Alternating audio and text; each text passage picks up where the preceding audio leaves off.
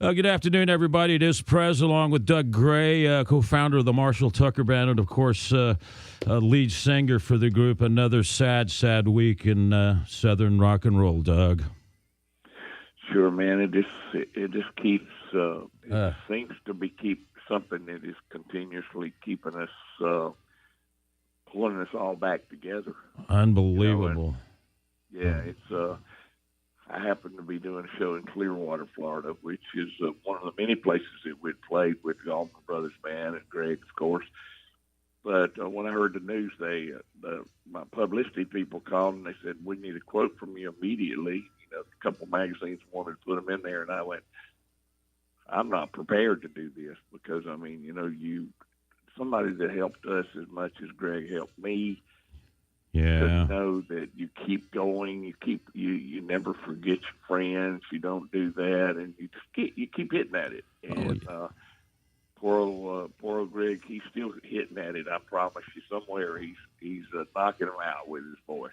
Well, take us back a little bit. How did you first meet Gregg? Now, from what I understand, you guys rented out a basement somewhere. Somebody came along, liked what they heard, and they put you on the bill with Allman Brothers, and I can't remember the band. Jimmy Hall and Willie Man. Yeah. So is that how you originally met Gregg? That night, he and Barry Oakley hung out with us after the show. Then, so we got to know each other, and they took the tape, our newly recorded "Take the Highway and Can't You See," and heard it in a love song. Took it back down to Macon, Georgia, dropped it off in Phil Walden's office, president. They called us up, or Phil called us up and said, "We want to put you in a small club down here next week. Can you make it down?" And I went, they weren't calling me; they were just calling Tommy because he handled that stuff. But we went down there. We were working day jobs, so we went down there and played for 2 days. Yeah, you were just looking for beer money, right? Yeah, man. I'm still looking for that. But, not to confuse myself not too much, but no, we were just, we were buddies, and for 4 years we opened for the Allman Brothers until we got to the time that we were headlining. That's right. And then when we were headlining, of course, we had Charlie Daniels with us opening the show, and then we put Charlie on doing things with us. And I mean, it's most of these brothers are getting kind of old, you know. But most of us have beat each other up, beat ourselves up pretty bad too. Yeah. Well, you're one of the groups that were very, very successful in crossing over from rock into country as well.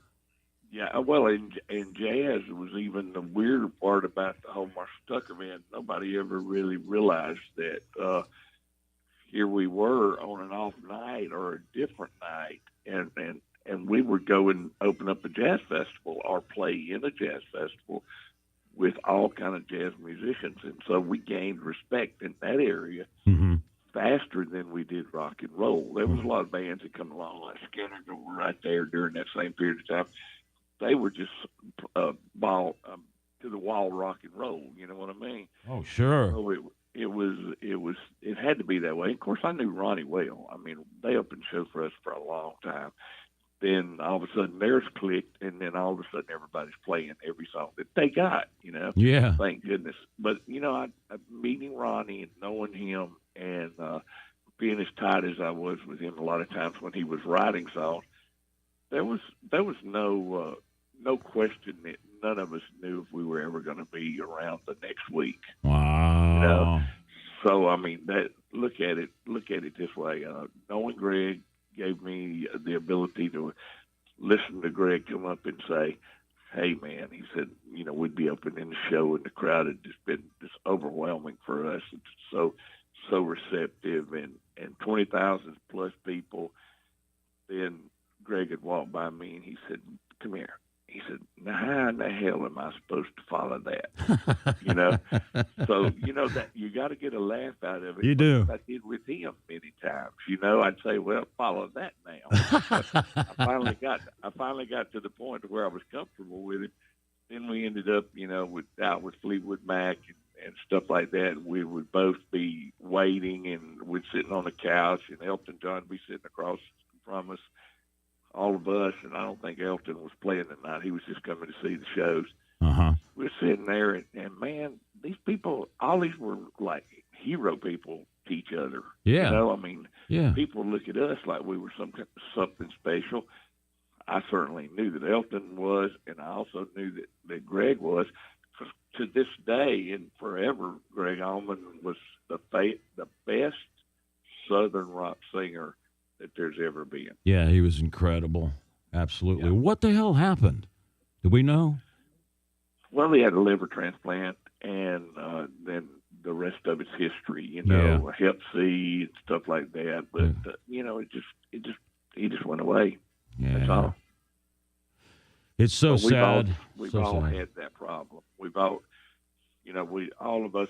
I've been very, very fortunate, as you well know. I'm sitting down here in Garden City, right? And so, you know, not to go too far away, but sitting in Garden City, South Carolina, a place that I've been loving since 1972.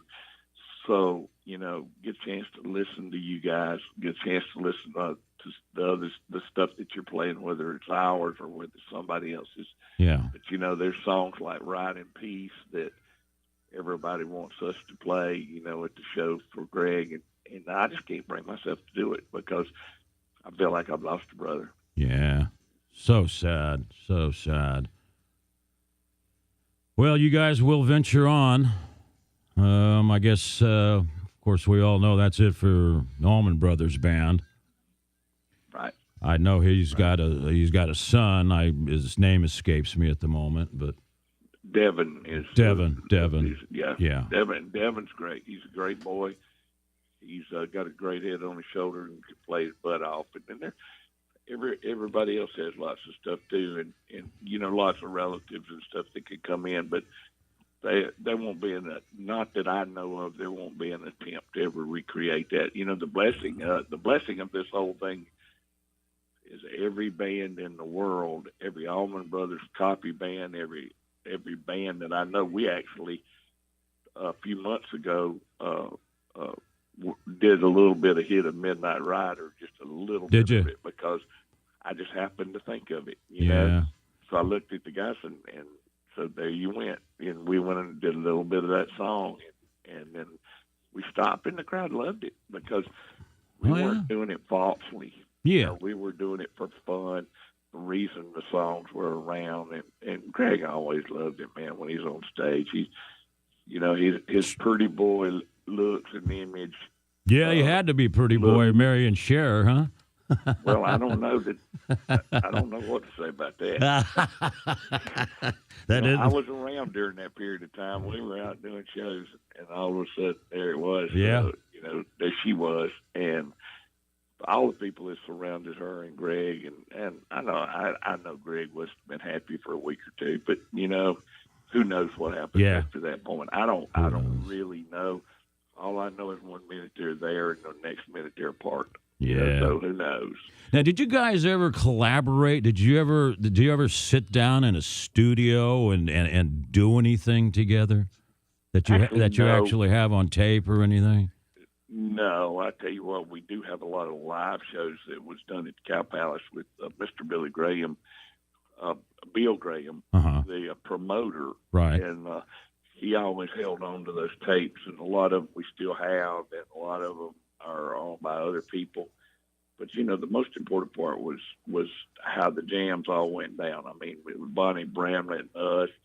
I couldn't tell you how many times Dickie got up there, or we'd play Charlie Daniels Volunteer Jam. Mm-hmm. Everybody, there were so many people you couldn't even tell who was on stage. So wow. Did we collaborate that way? Yes. And there was nights that we'd been in the studio 20 hours at a time, and we thought that we were getting something accomplished. And back in the old days when all of us was partying a lot. Yeah, and, I remember those. Yeah, well, me too. And I'm just lucky to be sitting here on the second floor and made it up that far. But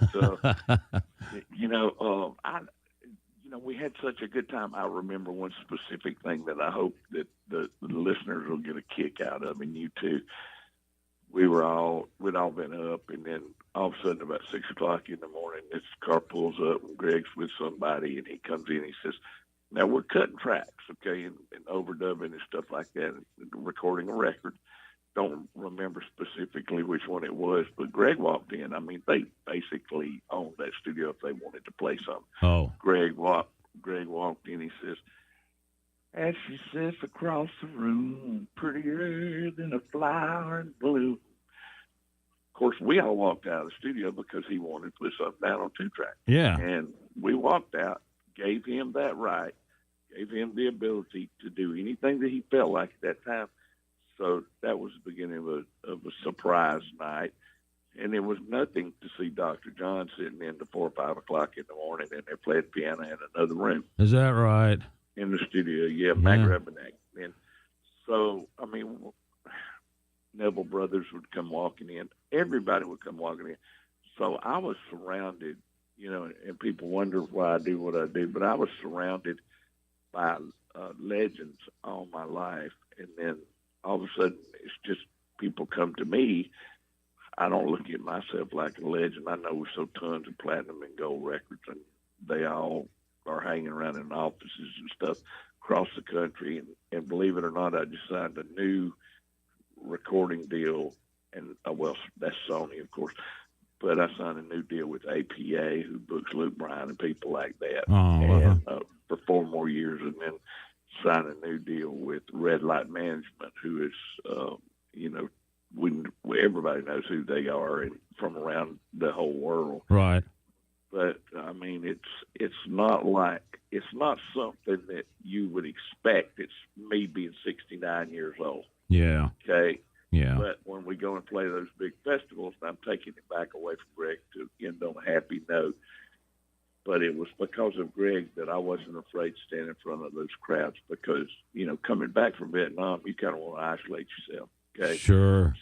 So Gregg brought it back out of me, put me in my place, made me more comfortable in front of people like that.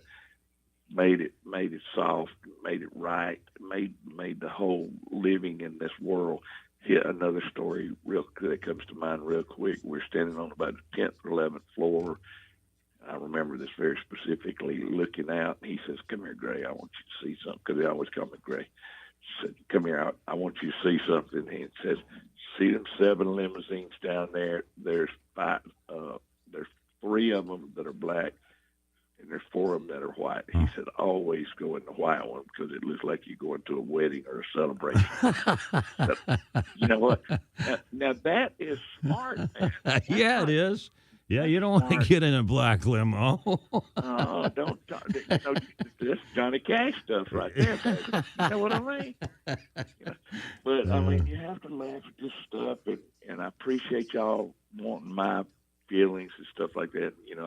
I could go on forever, but see, I'm feeling better about it, because every time I hear the road goes on forever and stuff like that, and these things are going through my mind, and I don't have to put a record on to know them. Yeah. I already know them. Now, when are you going back out on the road? Shoot, man, do you realize that I haven't stopped? My agents booking us into the performance centers. We were out with Zach Brown and Kid Rock and stuff like that already. Yeah. And Doobies, and so they're crisscrossing us with just about everybody. We got a couple of jazz festivals coming up. It's going to be really cool because we get a chance to switch over a little bit. Yeah. The audience, not us. We play the same music. you can't fix a broken leg on a dog unless you put another leg on it. But the beauty of it is we never did stop. I couldn't stop. And after a while, my girlfriend down here tells me, she said, "You've seen enough of these bars and all these clubs and listened to all these bands. These local guys are really great too." I will say that the local bands and some of the comedians are just hilarious that we have down here in Myrtle Beach and North Myrtle Beach. So, I go out and I sit over in the corner, and most of the time nobody bothers you. Yeah. Because we're all nice enough to respect it. They know I only got a couple of days at home, and then me, I'm here for the duration of the time that I got left. I won't leave. I have grandkids. Oh, is that right? You're gonna stay here, huh? Well, I mean, I've been here on and off and bought different places and got out of them and bought another place. And I just love it. And I mean, you know, if you're talking about the history of it, 1972, I bought my first one. Don't laugh. I bought my first condo on the beach, $25,000. Yeah. Show me another one of those, and I'll buy 4. There you go. But I did say that I did make a little bit of money off of that. But that was a long time ago, and things are far, far away. Like Star Wars, man. These things long ago and so far away. Yeah. Well, I know you're going to be heading back on the road again soon. I'm sorry about your loss, and I can only imagine that you will be putting in a tribute to Gregg during your shows. We do have a plan to do something, and we have a special song called "Ride in Peace." It's a little bit country for most stations, but except for the real country stations. The real old country station like WSM up in Nashville, and they requested me to call them this morning for that reason. Oh, because Kitty Wells had done our stuff. You know, I mean, Kitty Wells was the oldest country rock star that there ever was. Yeah, she was out there having a good time. But anyway, there's 40 bands, Alabama. We were just with them the other night. Those guys all did "Can't You See" and "Take the Highway" and stuff like that. Oh yeah, that's great. What a wonderful feeling it is. It's got to be. Now they're all, you know, I got 45 different versions of all the Hank Jr. and you know, Hank Jr. just loved the band. He used to come through Spartanburg, couldn't wait to start the party. Really? Yeah. Yeah, he talked about it in his song, so I guess we done it. Well, that's what you have to do. Keep on keeping on, Doug. Yes, sir. And again, I'm sorry for your loss, and I know our listeners are as well. And, well, that's it for the Allman Brothers, unfortunately. But they went a long way, man. A lot of great jams out of that band. Well, and you know, and not to forget about Butch Trucks, too. Yes, that's evidently it's a terrible situation, but Butch has some problems, so we all got problems. Yeah, and losing Dwayne so early on too wasn't. You know, those funerals weren't very easy to go to, and they're you know, to be able to remember them and watch them and have the strength. And don't forget my band; we've lost 3 of them now. Sure, yes, you have. And you know, it's not my band; it's actually the whole band. But to lose those 3 guys, it was Tommy first, and then it was Toy, and then it was George. So, you know, the other guys just didn't want to play anymore, I guess. So it's just so strange that it seems to happen to a bunch of Southern bands that are staying together. And just to let everybody know, there was nobody in your band called Marshall Tucker. Marshall Tucker is where we got the name off the keychain. Yeah. Marshall Tucker is still alive, and he's going to church every Sunday and Wednesday, and he lives up in Columbia, South Carolina, and what a guy he is. He's very respectful. He is a blind piano tuner, but he doesn't do that anymore either because he don't have to. He's got tons of everything. Right. But most of all, he's got his life and his wife, and that's all. As long as he's happy. He's happy. He's happy. Okay, Doug. Well, I'll let you go, buddy. I'm so sorry about Gregg, and so are our listeners. We did a little something all day yesterday for him, and a little tribute, and he will surely be missed. And good luck to you in the future as well. And the Marshall Tucker band. He should not no angel, but now he is. He's an angel, all right. Doug, thank you so much. You have a great day, and God bless you. Thank you, brother. I love you. Love see you later. Take care now. Bye-bye. Bye.